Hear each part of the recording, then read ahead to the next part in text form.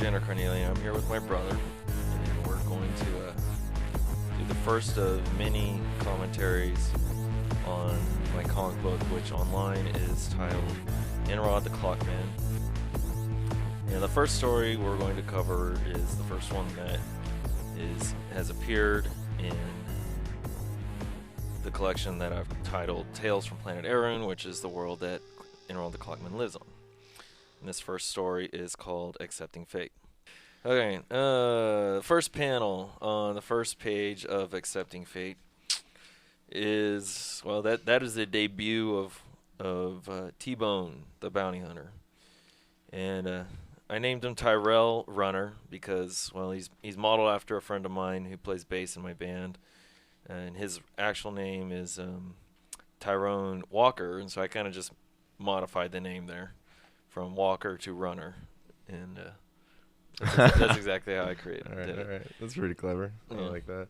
Yeah, I noticed he's got, in the first square he's playing an instrument. Yeah, he's playing his guitar, which interestingly enough, the real T-Bone doesn't have a acoustic guitar. I just recently found out he just has his electric guitars these days and his bass. And if you notice, I've put the date there. That's something that is kind of important with all these stories to help. I mean, I often wonder if anybody even pays attention to the fact that I put the dates and the years there so that you get an idea of when the story is happening. Yeah, it's a nice little detail to observe. It kind of helps you navigate throughout the story. Mm-hmm. So, I mean, these actually don't happen in order. Yeah, not all of them. wise. Some of them, it kind of jumps back and forth, Right. I'm not sure about the little sound effects, my knock knock knock. If I hand drew those on the drawing itself, I mean, you can tell. Okay, this is all these stories. Like the next several short stories. The artwork here is incredibly sloppy because I was just trying to draw really fast. And I was inking. I was still trying to ink using a nib, and I can't remember what style nib I was using, but I never got really good at it. I was still all that, and I just wasn't patient enough to really learn how to get good at it. I mean, if you look at the background too, the fucking perspective is crap. It's adequate, I suppose, for like a Sunday, for like a daily strip, because that's kind of, I guess, the level of quality that I was kind of going for in a way. Right. It's kind of simple. Simple, and I guess I was kind of looking at Jonan Vasquez and using that as the simplicity of his style as an excuse. It's pretty, it's clean and not too hard to, I guess, kind of comprehend. Well, yeah, his is real poppy. I mean, I think. Well, I was making a mistake there and looking at his artwork and thinking that it's just simple. It looks kind of avant-garde, like just sloppy, not putting too much effort into it. But in reality, I mean, if you look at that stuff, I mean, it's there's a lot of skill that went into all those drawings, because it's real. It's just stylistic. It's got and it's everything it goes together. Whereas I don't know. I mean, I'm looking at this stuff now, and it just looks like an 8-year-old drew it. And just keep in mind that this is the first thing you publish. Yeah, this was, but that doesn't matter. It's no excuse because I know I could draw better than this. Well, at that time, I've drawn better than this. Like when I was 13 years old, and here I am drawing this crap. All right. Well, Senor Vasquez there's an obvious difference between what he first published and then like the later work that he did. I mean, there's an obvious difference in quality. Well, I think that's just part of the deal. You learn your craft. Sure. Yeah, I mean, I could say that. You grow with it. That's just how it goes. And I mean, it's good that you can recognize, certain improvements you would have made, but hindsight's 20/20. So right. And at least your work isn't the quality perpetually crap. I wasn't gonna say that. I was gonna say at least your work has changed. It's evolved and the quality's gone up. Beyond this stuff, I mean, I'll say one of the things or mistakes that I'm constantly making when I'm at anime conventions is that I'm always whenever I have this book out, the Tales from Planet Arun book and stuff, it's like, yeah, this is the first thing I did. The art in it sucks, but I like the stories, you know, and I do still like the stories, but I need to stop saying the art in it sucks, even though it does. It's just yeah, you might not be able to no, sell anything. Yeah, if right. You tell them I know. that. Oh, it sucks. I just need to say, you want to know, give me $10 for something that sucks? Don't tell them that. Don't be negative. Actually, okay, well, let's see. I'm still on the first page here, and you're like skipping around. I'm sorry. I haven't even gotten to introducing Here, let's look at panel 3. This introduces a character, Frank. He's modeled after a friend of mine's dad, sort of. A little bit younger. Yeah, younger version. Really? Yeah. I mean, that's. I had a picture of my friend's dad when he was, you know, in his 20s, and with that hairstyle, and so that's what I used. But oh, it's greased back. Okay. Right. Gotcha. Yeah, I know he's kind of like a. I'm not sure what terminology you like to prefer. He's kind of like a warlock, magician, sort of. Yeah, he's a wizard. Okay, yeah, so type person. And a little backtrack here. Tyrell is a bounty hunter. Right, and a cyborg. Right, and part cyborg. Yep. Right. Yeah, if you notice, this story takes place in 2379, and most of my other stories take place like 40 years later, 40, 50 years later.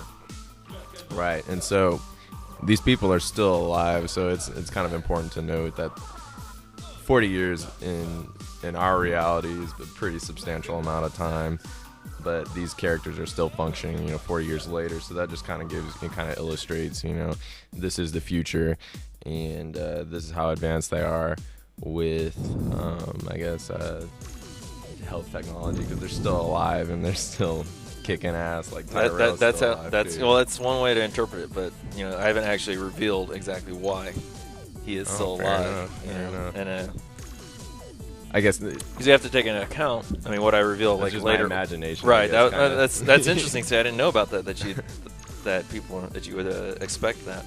Right. Or suspect that, but yeah, I haven't really revealed as to why T-Bone is still alive and kicking. But in this one, I try to establish here that he and Frank have known each other for a while, and they've been working together, and they're all part of this. Or Frank specifically, works for an organization called the Academy, who I've mentioned here and there, and I haven't really revealed much of. And it's going to be a long time coming before I reveal more of what the Academy is and its relationship to the world. Kind of like to keep it ominous there for a while. I gotcha. Well, I mean, I think that's kind of important, like what you did there with this book. I mean, it's a nice kind of like prequel to the next work that you do, or you've published after this. It doesn't reveal everything, but I mean, it kind of provides a good, you know, starting point for a reader. Right. You know? Yeah, that I guess that was exactly the intention there, is just to throw you in there and show you all the different elements of this world. Yeah, this is a more technologically advanced world, but also it's a world that's at this point has gone through a serious event, like a cataclysm. Yeah, there we go. It's gone through a cataclysmic event, like most post-apocalyptic type stories, except it's rebuilt itself since. But there are certain limitations, while certain areas of technology have advanced, there are other areas that are still relatively low tech. Like, look at these cars. These cars are still on combustion engines. Right here. Right, okay. And it varies. I mean, there are certain cars that have the hovering ability and things like that. And actually, hovering didn't get introduced for another 20-something years from this storyline. But damn, so you have that timeline down like that? Yeah. With that kind of detail? Shit. Yeah. I mean, I don't have all the details, but there are just certain details that I have mapped out on the timeline, like for thousands and thousands of years. So you've created a whole history, kind of like a backtrack, you know? Yeah, I pretty much started from the moment the planet formed. This city right here, Galilean, it's based on Prague, the Czech Republic. Gotta hydrate.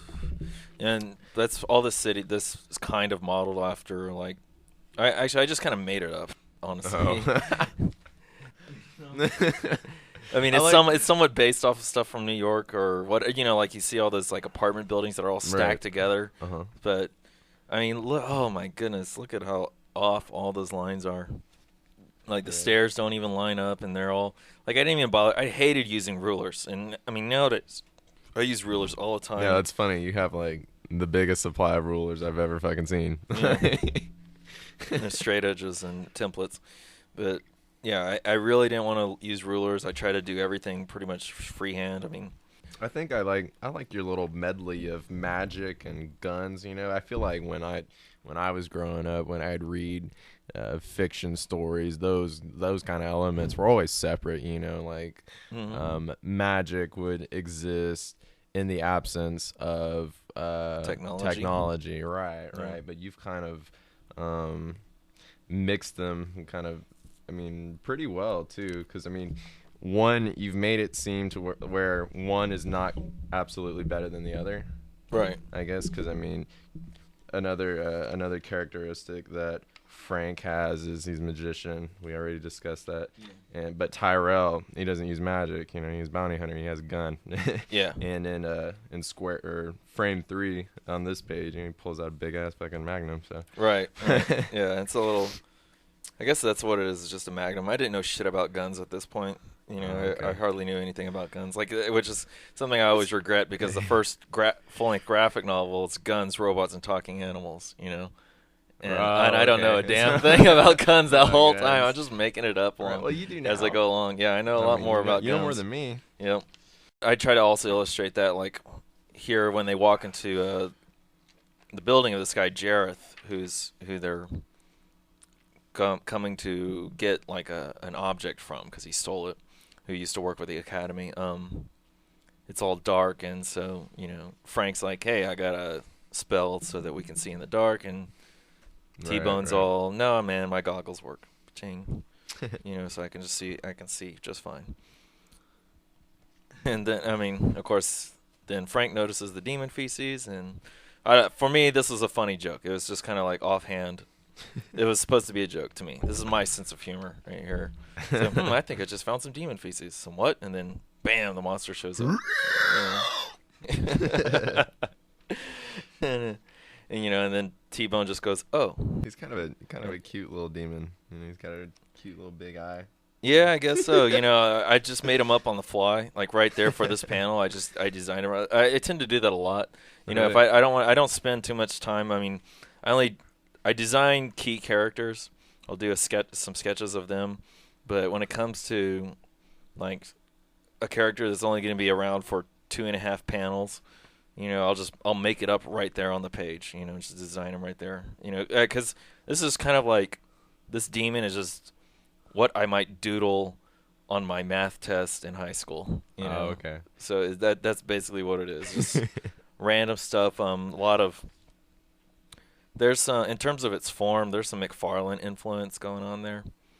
Maybe a little bit. I can Yeah. kinda Well, see that. it's just I mean in the shape of the way the limbs are, and then the detail obviously not, and the quality not.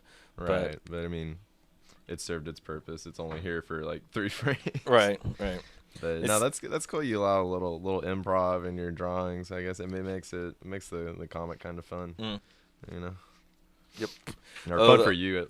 It does. Yeah, exactly. It does for me. Probably keeps you sane. What do you think? Yeah, it does. You know something else here on the lettering? All the lettering is digital.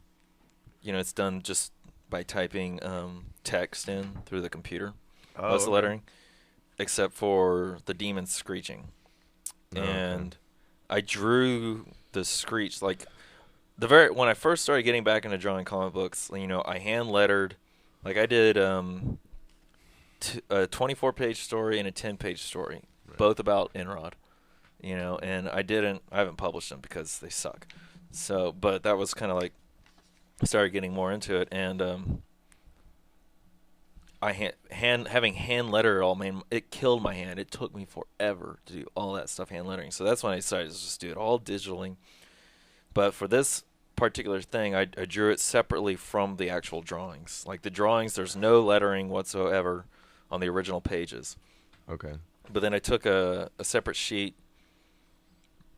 and drew out the lettering. I think I placed it over the original drawing to get an idea for positioning, and then I scanned it in, and then digitally superimpose it over the drawing. And I've done that a lot through things like that. Of course, nowadays I pretty much hand letter everything, except for the stuff that tells you, you know, the time and place, or if there's any narration. I don't hand letter the narration because I want that to look like a typewriter.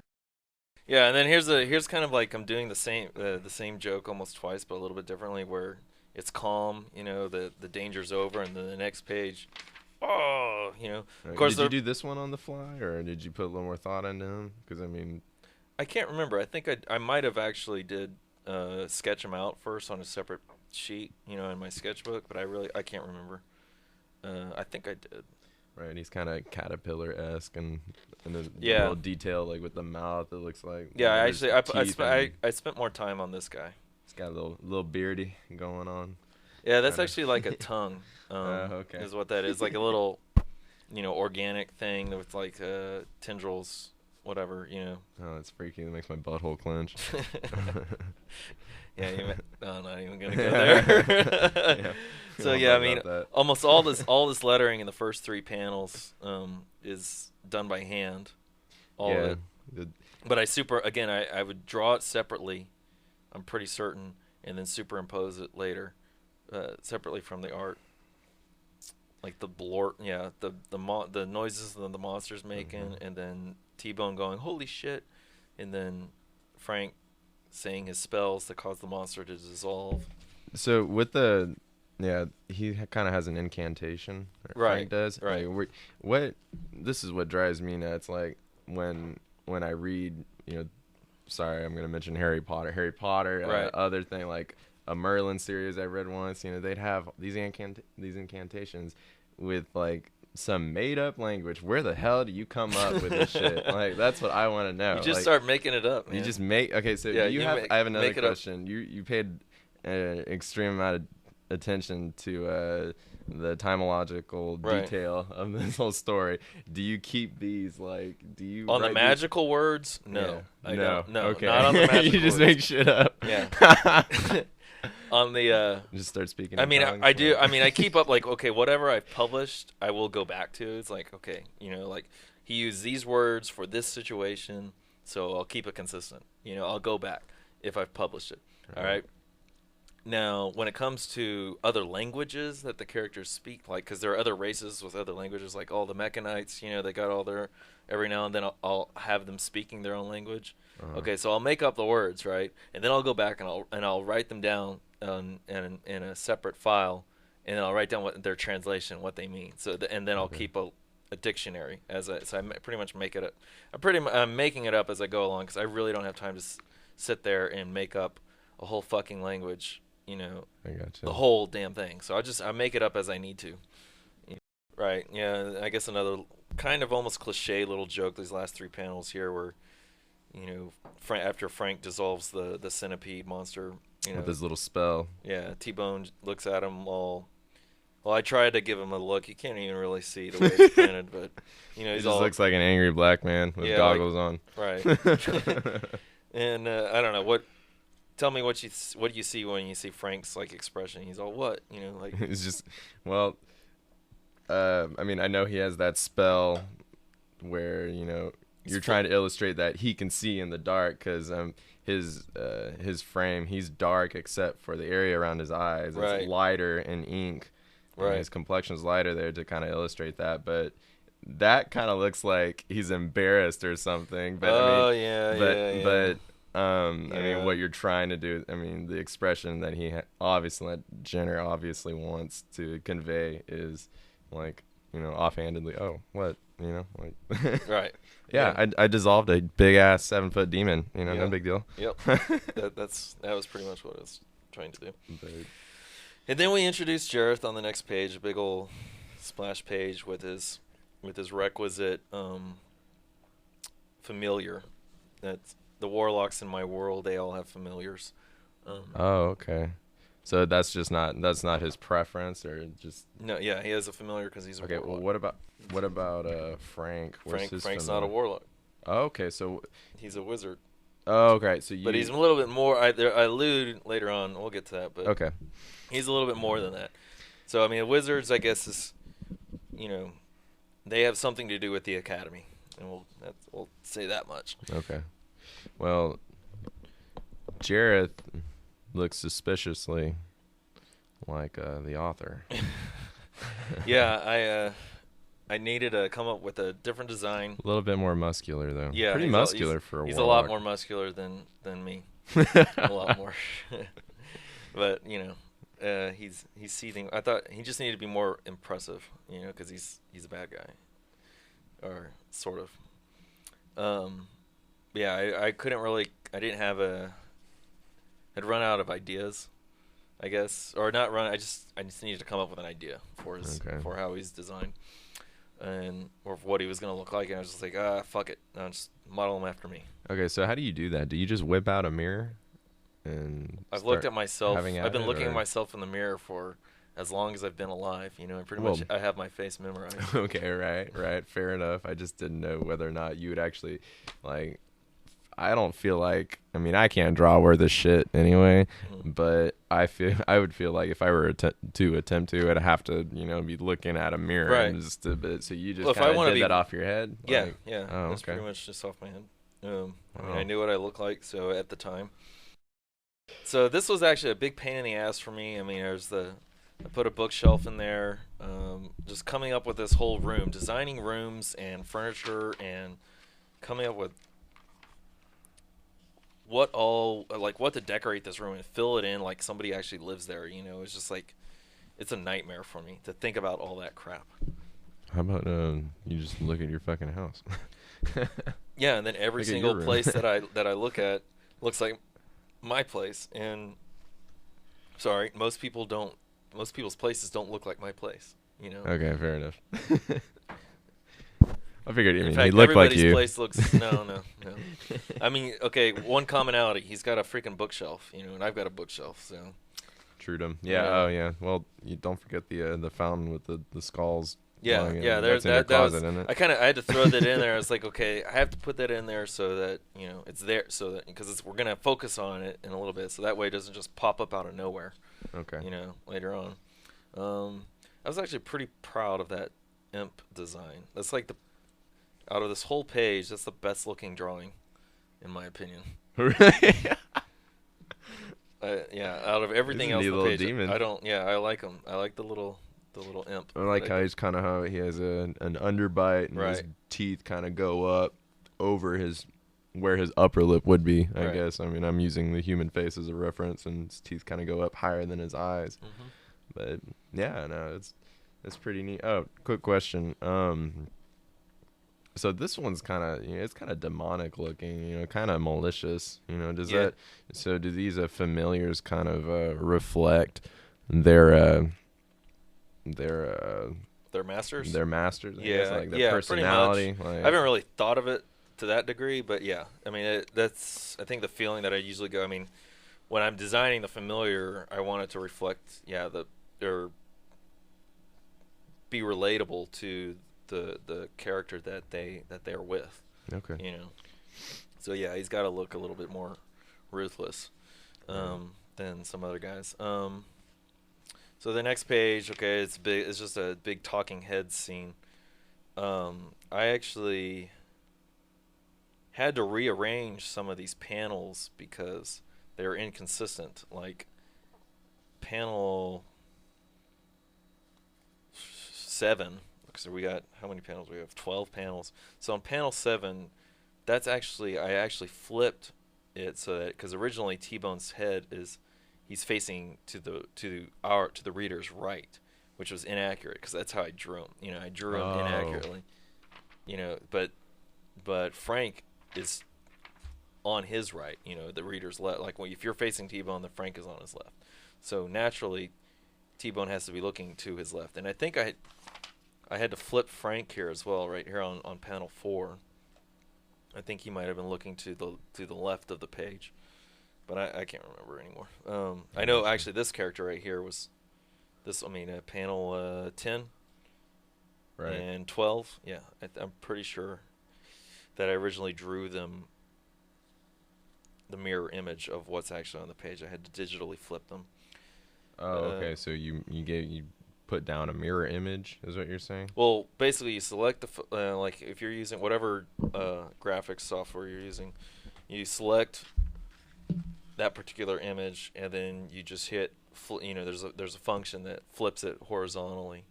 You can flip it vertically, or you can flip it horizontally. Oh, all right, neat. So, and I just flip it horizontally, so that he's facing the other direction, the correct direction, to keep it consistent in the story. Right, and this sequence of panels on this one page seems really simple, but again, there's a lot of headaches for me. Just keep making sure everything's consistent. So yeah, things like that are always on my mind, and I don't always. I'm pretty sure I miss some things here and there. I mean, it's just getting distracted by real life and all that other crap. I guess right here we established that Frank's been doing Frank's wife, or Jareth's wife, and sisters. And his sisters. Well, only one. He only has one sister, so he's only been doing one of them. And he insinuates that Frank's been doing his daughter, but then we say, oh, that's bullshit.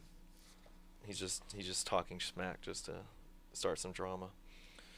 Then he's all, so where are they? And it reveals that Jareth is a complete psychopath because he's killed his wife, his sister, and his daughter and turned them into charred skulls.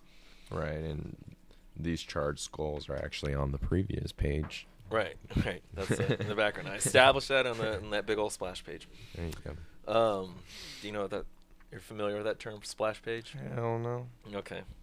Well, I don't know. For those who are not familiar with what a splash books. page is, splash page is what you call any comic book where there's no or any page in a comic book where it's just where an entire illustration fills up the whole page, instead of illustrations being broken up into panels.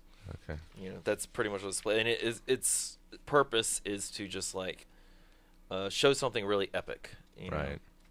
Or give it an epic presentation, because it's just I try to make use of it. I mean, I almost have it's borderline formulaic for me that I almost every short story or every chapter of my graphic novel opens and closes with a splash page, and then there might be some interspersed within. And I just like to, because this is the beginning, and so it's like a big reveal, and to me it just feels right. Sometimes I don't always do a splash page for the first or last page, but that's just a stylistic preference. Yeah, it is a stylistic preference. I don't do it because I have to do it. I do it because it feels right.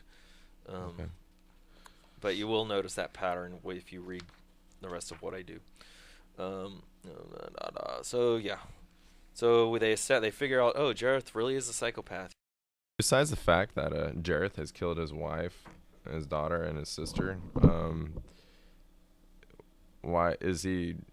Would he still be considered immoral, or would you still portray him as immoral? If since he's kind of isolated himself from the academy. As far as the reader's concerned, yes, he's immoral. Okay. Because it's just. That's the way it appears. I mean, he has something that belongs to the academy. Frank and T-Bone have come by to get it, and he's not going to give it up. And his wife, daughter, and sister had also come to try and get the book from him, and which is why he says that he killed them. Oh, okay. So obviously the book is more important to him than his love for his wife, daughter, and sister. Is his family magically inclined? Yes, they're all part of the academy. I mean, Jareth was as well, but he's kind of like left. Okay. Cool. So we after that like talking head scene, T-Bone's like, okay, enough of this shit. You're crazy. We're gonna take you in. So Jareth summons a big old demon monster, because that's one of the key powers of the warlocks, is that they can summon a lot of demons. They don't have as much versatility as like the wizards do, but they have certain skills that they've developed that enable it. But their primary skill is in summoning other demons. And of course, immediately, T-Bone's taking it on by blasting, because it's become physical, and it is physically vulnerable. It's not like other demon creatures that we've seen in movies where they're not physically vulnerable, but They're just kind of like apparitions in those. Right. It's not an apparition. Like a physical presence. Right. He's given it a physical manifestation, and its effectiveness is limited to its physical body. So, is this something that Jareth creates, or does he pull this out of a dimension? Yeah, he pulls it out of a dimension. I haven't really gone into all the details as to the nature of this dimension. I mean, it's commonly referred to as the void, and he just pulls this entity out of the void. And when he pulls it out of the void and into the reality, or the physical reality, this is the form that it takes. It's kind of the form it takes is almost a reflection of its nature, as an individual, the entity itself. Oh, I gotcha. Oh, this thing has big titties. Yeah, and it does have. Yeah, it's kind of like a. I kind of want to just. It's a titty monster. Combine a lot of features that for me would almost be. I wanted it to be disturbing, and so when you combine features that are normally really appealing with things that are kind of dangerous and threatening, to me it makes it more disturbing. For me. Yeah, it's pretty ugly. I mean, those are again huge titties, but yeah, they're not giving me good thoughts. Right, yeah, because it has all these weird tendrils and spikes and things coming out of it. Yeah, and I'm really happy with the blood that's kind of gooping out of it from T-Bone's gunshots, the gunshot wounds, and I'm also I think the one thing that I've always been able to do well is draw lots of gore, and I've generally been happy with. Where were we? Oh yeah. T-Bone's been blasting the giant, the titty demon. In the let's see. Then he gets distracted by Jethro, the fuck, I forgot what they're called. Familiar. Yeah, the familiar. Jethro the familiar. Yeah, that beard's starting to kick in. I forget what familiar means. Tyrell's struggling a little with the titty demon. Yeah, it wraps its tentacles, which is your standard Cthulhu thing. It's just whatever. And all this lettering is all done by hand. I'm not sure if I used. It looks like I might have used some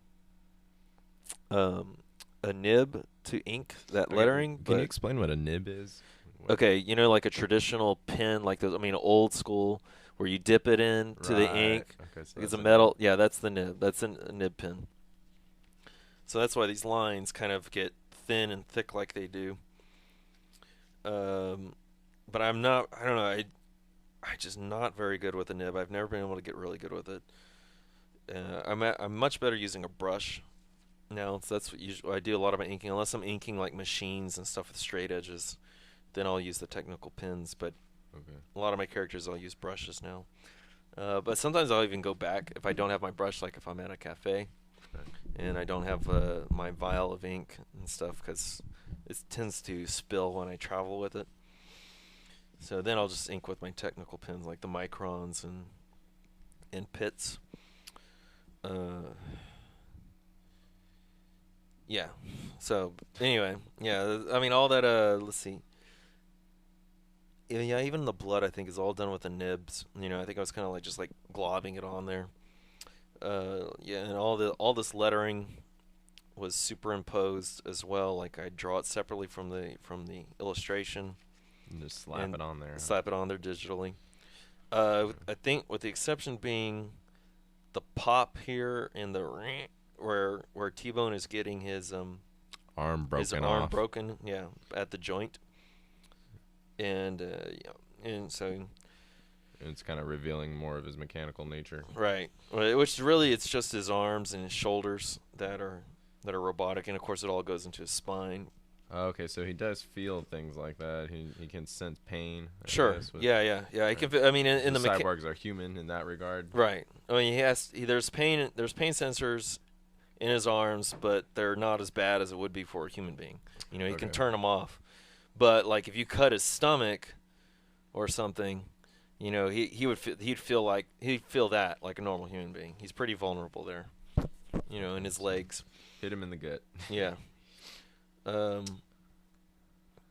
of course, I tried to be expressive there with Frank, like, oh no, my friend just had his arm broken with my really lopsided illustration there. His eyeballs are all ugly and messed up, and Jesus. Oh yeah. In the meantime, Frank and Jareth are kind of going. Yeah, they're going. They're throwing. They're throwing some voodoo. Throwing voodoo back and forth at each other.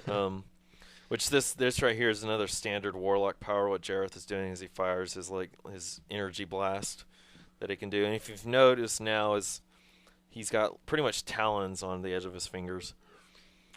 Yeah, his face is starting to get pretty veiny. I mean, it kind of like progresses. Right. And his shoulder, his right deltoid, the veins are starting to kind of push up. You know, they look pretty ropey. Yep. I mean, I noticed he has veins at his temples, but they've kind of expanded. The veins are kind of similar to yours. But I got veins in my temples. Yeah, I mean, when you're stressing against something, or when you're I mean, that's all supposed to represent that he's been absorbing a lot of power that kind of goes beyond his body's capacity to take on. So he's been learning some things, and it's been kind of causing his physical body a lot of stress. Okay. Mutating a little. Yeah, I guess you could call that. So does it these changes to his facial structure, I mean, I guess to his body, I guess. Do these go away after he's done using magic, or does it just kind of the more magic he uses? This is kind of like a situational thing. Yeah, it does kind of it goes away over after a while. I mean, it's just for this one incident, because he's still kind of at this point in the timeline. You know, he does have a cameo in Guns, Robots, and Talking Animals. So you notice he doesn't have he's not nearly, he's older now. He's actually aged. So there is still some people are aging. So aging has not been technologically cured yet. So there's something else when it comes to T-Bone's aging, or lack thereof. Something else that I haven't find revealed out later. Okay. Yeah. But let's go into that later on to the next page here. After Frank is distracted by T-Bone's plight, with his arm getting broken, Jareth takes that opportunity to blast him in the back. And looking at this panel, this is a panel that I regret a lot, only because of the placement of his speech bubble, which is way too far up in his fucking mouth. And just get ready to I should have right, exactly. I should have brought that down like whatever, a few more centimeters. Right. That's a learning experience, I mean, I'm proud of the drawing, the way I drew the speech bubble, the way the is going. I like that. It just needs to be a little bit low. Yeah, just really bad placement. That drives me nuts when I'm reading comic books too, is when I see bad placement of speech bubbles, and here I am doing it myself. Well. Yeah. And if I remember giving myself a headache with all those those gray spots in the behind them, represent like little magic energy balls. Do you see there? Dispersed energy. Yeah, okay. Dispersed energy. Yeah, that was all digitally added. If you notice, also all the gray looks kind of fuzzy and dotty. Okay. The reason why I did that was to, instead of it looking smooth, like real digital smooth, I did that so it would to kind of in an attempt to recreate the dot tone effect, like the Letratone, which was like when you read Cerebus or any other manga, you see how all the grays are done with little dots. You can actually see the dots. Okay, so I recreated the dots using the computer, and they don't exactly look like the way actual Letratone dots print out. They look. I have to put this pretty close to my face to see that. Whereas with Cerebus, you can see the dots. Right, you can see the dots making up the gray of his fur. Okay. Yeah, I'm glad. When I first picked up your comic, I was kind of bummed out it wasn't colored, but now, that's what I've just been used to. It's kind of shit. There's no color in this, black and white, blah blah blah. Didn't you read manga at all? I didn't read fucking manga. Okay. Come on.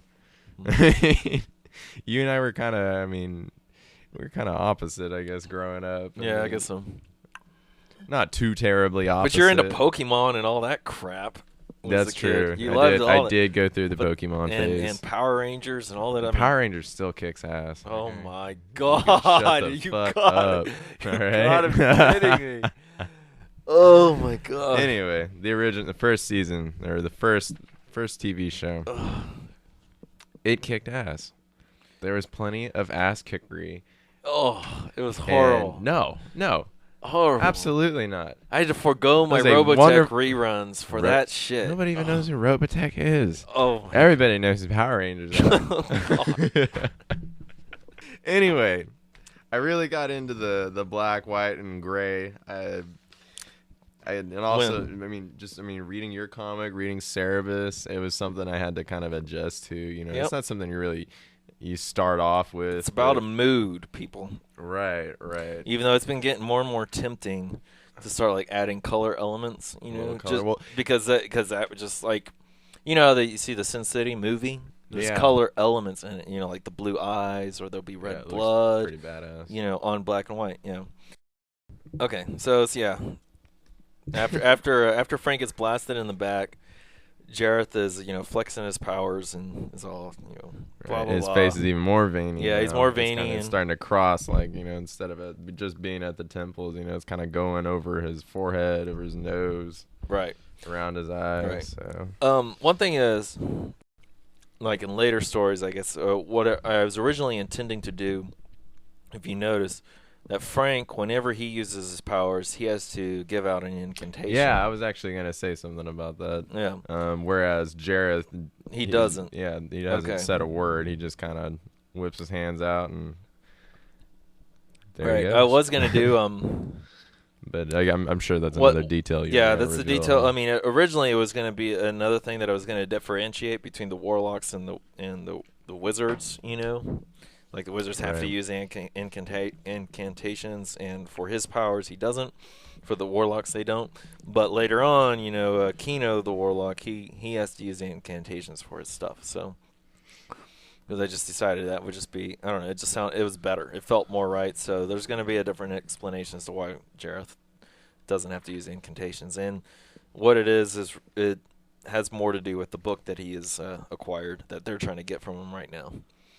Okay, so other warlocks then would... Yeah, other warlocks generally, depending on their skill level, have to use incantations. All right, so you still actually have things developed, huh?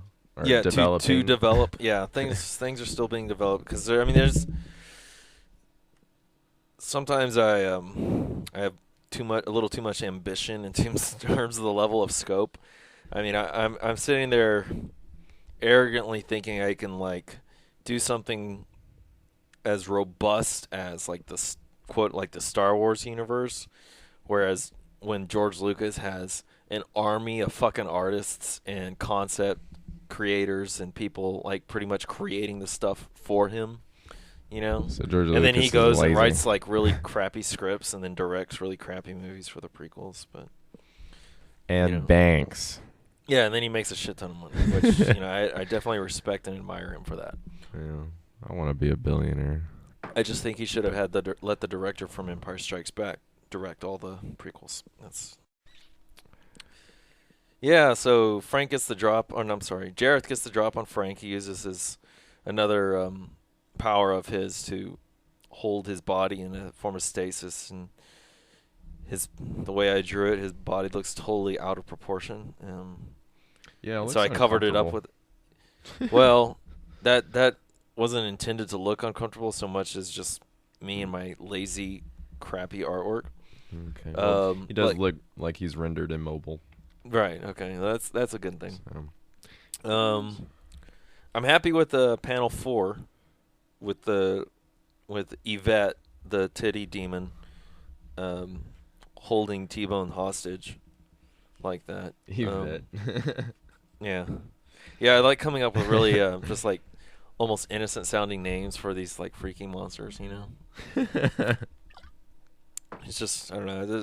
Again, that's kind of my sense of humor. Yvette has huge titties, and then she's got this Phantom of the Opera face. Yeah, I know. I can't remember where I got that from. I know I got it from something, but You know, I like it.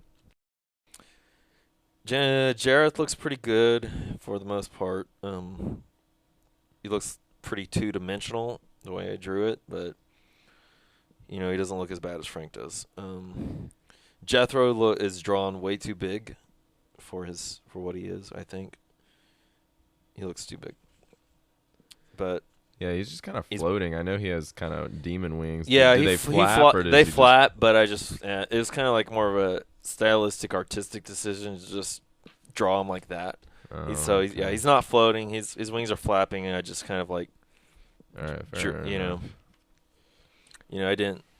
This other panel where he's in the previous page when he attacks T-Bone, you get a better sense of his wings are in action. But yeah, he is kind of floating in that picture, but he doesn't float. He has to flap his wings to maintain. But yeah, and then so panel 6 here, get a close up of Jareth's face, and he's looking even freakier. And it's definitely morphing. Right, and he's changing, but even Frank here is referencing to how he's changing. Like look at yourself in the mirror. If you look at also, I have all these little spots around Jareth. Those are the things that are keeping him in stasis. But then you mean Frank? That's what I meant. Frank, yeah, Frank's in stasis. Yeah. Did I say Jareth? Shit. Yeah. And then in the final panel, Jareth is disappearing. Kind of evaporating a little. Yeah, he's teleporting away.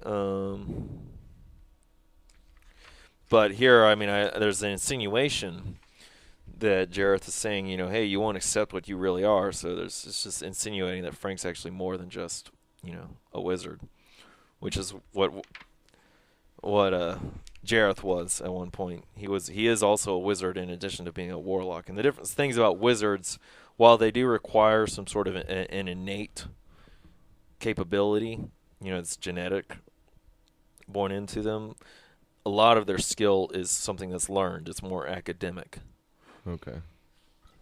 And the warlocks, one of their big differentiations is that their powers are much more talent based.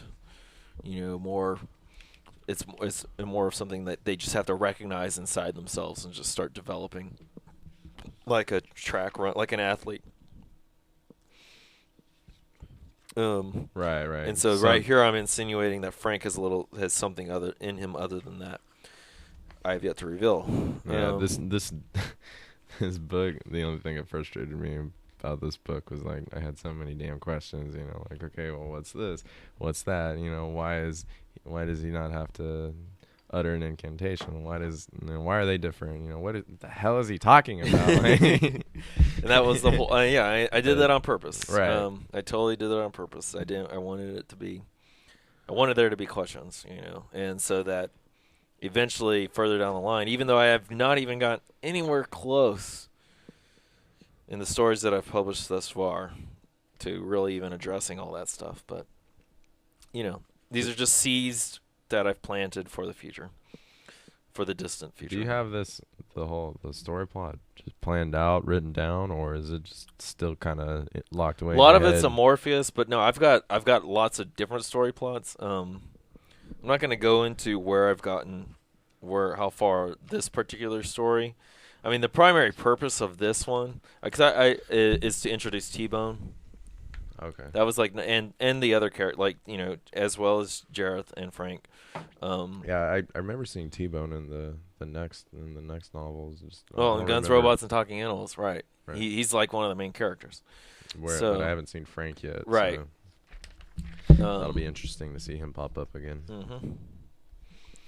And then Jareth disappears on the last page, and so does Yvette.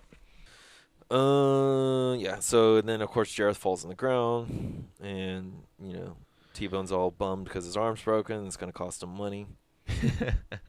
I love that. I love I would think if I lost like a limb, like right now, I'd be pretty upset, depressed, disappointed. But in this world, they're just kind of like, God damn it, well, you got to understand. I mean, lost my arm. Yeah. Well, it's a mechanical. It's a cybernetic arm, so right. it can be it's repaired. I'm just laughing just because it's funny. Right. It's a funny world.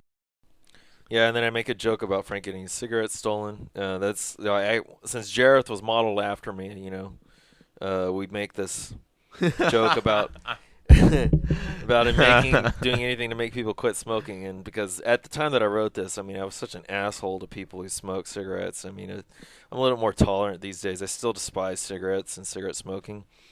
How many years ago did you make this book? I think 05. 05? Okay, so it's 15. All right, damn, I can't believe it. 5 years, not 15 years. 5 years. Wait, what? You said 15? Did you? You said 15. I said 2005. I was 15. Oh, you were 15. Okay. Right. All right. I guess what I was just gonna say was I can't believe I didn't put 2 and 2 together. That's just so funny. Oh, when you wrote that. And these pictures are actually from. Let's see, on the last 2 panels, I took just a picture of a street in Prague. Because and I just put it in there, made it black and white, and just thought it would look cool. That's badass. So okay. I suppose, but when I see other comic books doing that, I think I hate it. I think it looks stupid. I just did it for the hell of it, just because I seen it was an experiment, for me. Okay. And then I put, then it ends. So they want to go get a beer at the end, just casual small talk between them. They had a mission to accomplish, but they fucking failed. So, but oh well. So they're gonna go deal with it by having a beer. And that's the end of that story. It's a funny way to end the story, I guess. I don't know, kind of. It's not. You're not totally bummed out at the end of it. You're just kind of like, oh, okay, no big deal, whatever. Yeah, you just gotta go move on. And what can you do? Right.